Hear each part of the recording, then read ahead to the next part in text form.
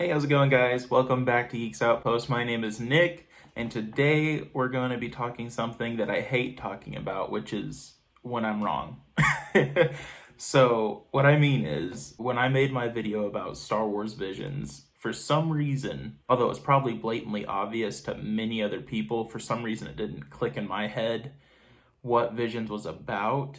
I assumed that it was one continuous story drawn through multiple episodes in different styles. I failed to understand that it's multiple different stories done in multiple different styles, done by multiple different people. So when I did my review of it, my little reaction to it, I was super excited, which, again, I'm not wrong about liking it. I actually did watch it. I really enjoyed all of it. Well, some episodes more than others, but that's not the point. The point was, I misunderstood what the premise of the show was.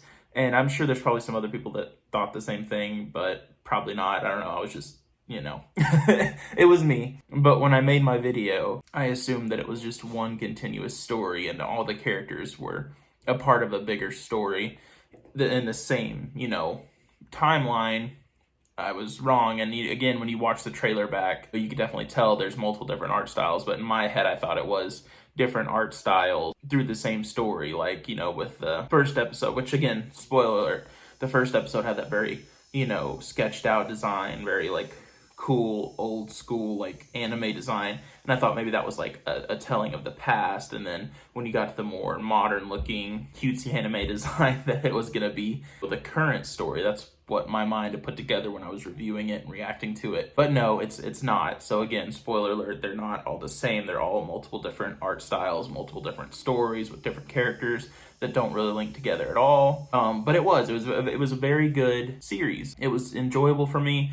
I loved seeing the multiple different art styles, seeing all the different stories, getting introduced to new characters, getting new things, to kind of see and to talk about. It was great. I'm really glad they did it. I don't know if they're doing another season or what's going on, or if the next season's going to be continuing to the stories we just saw. I mean, most likely that's what it would be if we did see it. But either way, I actually did really love seeing all the new characters, new art design. Like I said, it was really cool.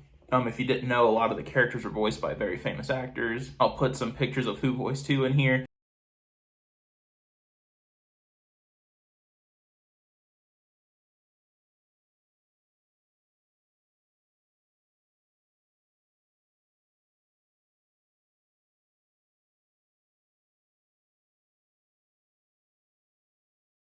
It was really cool seeing some of these guys act in something like Star Wars when none of them have ever really done something like that before, and they worked great with it. But yeah, I mean, it was a really good show. I actually really thoroughly enjoyed it. My fiance enjoyed some of it, not all of it. I will say there were some clear standout episodes that were much better than the others, and the art style was much better. Personally, I didn't really care for the third episode. The art style and the storytelling of it was kind of weird to me. Didn't really care for that one, but I actually really enjoyed the second episode, which many people but assumed I would have, because that's where you get the cutesy little Boba Fett character, the Baby Fett, as they're referring to him. Really cool seeing him again, especially as an anime character. That was something I never thought I'd see. Well, technically, we have seen it before in the Christmas special that he first appeared in, but you know what I mean. Japanese-style anime character.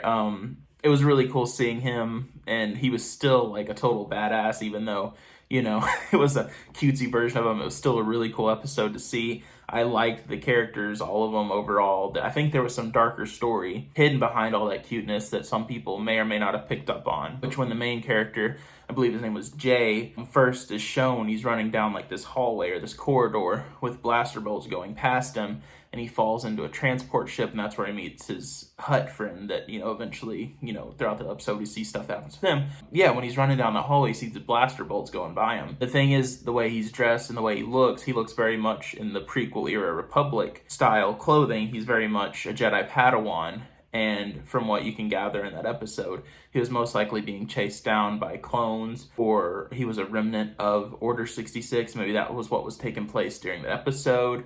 Either he had survived and was getting chased down by stormtroopers or something, but you could tell by his garb that he was wearing in that scene that he was most likely a Padawan that was surviving Order 66 or has survived Order 66 and was getting shot at by stormtroopers or clone troopers, just depending on what time. So, I mean, some people might not have picked up on that, but I caught that right away and I was like, whoa, that's kind of dark. And then, of course, the rest of the episode was very cutesy, but it was still, there was some darkness in there that some people might not have picked up on that I think was really cool, and I'm glad they added to it. First episode is really cool. I love the visuals of that one. It was different than what you would probably be used to seeing, but it was still really cool, and the characters were really cool. Voice acting was phenomenal. Story was really cool. It was nice seeing all the stormtroopers and characters in very much like shinobi or samurai looking, gear, where it was kind of like what you would see in, regular Star Wars. Like they had the face masks that was the bottom half of like a stormtrooper helmet, but the rest was open, almost like a classical samurai style mask. It was really cool. Whoever designed that was just fantastic and did a lot of cool research into Japanese culture or Japanese clothing of that time and incorporated Star Wars into it wonderfully. It was awesome. The rest of it was it was good. But again, like I said, I was wrong in my ideas of what was going on. And I can admit that as much as I hate to say it, yes, I was wrong in what I thought this series was going to be about. It doesn't take away from how good it actually was. I had seen a lot of people that hated it altogether. I've seen some people that loved it but didn't like some episodes like myself, and I've seen some people that loved it all. And that's pretty much the reaction we get with anything Star Wars. As we've discussed, the Star Wars fan base is a mismatch of many different ideas and opinions on what Star Wars is or what it should be. And that's just something we all have come to know, something we've all adapted to, and it's just, that's how it is as a Star Wars fan. That doesn't mean we need to be at each other's throats about it, whether we like something Star Wars or we don't. We're all Star Wars fans at the end of the day. So, like I said, there's some people that absolutely hated it. I definitely would want to know what you hate about it. A lot of people I saw were just saying they just hated it and that they think that no Star Wars should have ever been made after the originals and that they messed up after they made the prequels and the sequels and now this. They just hate it. Some people just hate Disney Star Wars altogether, and again, all can have their own opinions about that. But again, like I said, I would love to hear your guys' opinions of the state of Star Wars and Star Wars visions, especially, and what do you think it means for the Star Wars universe as a whole? Personally, I think it was great.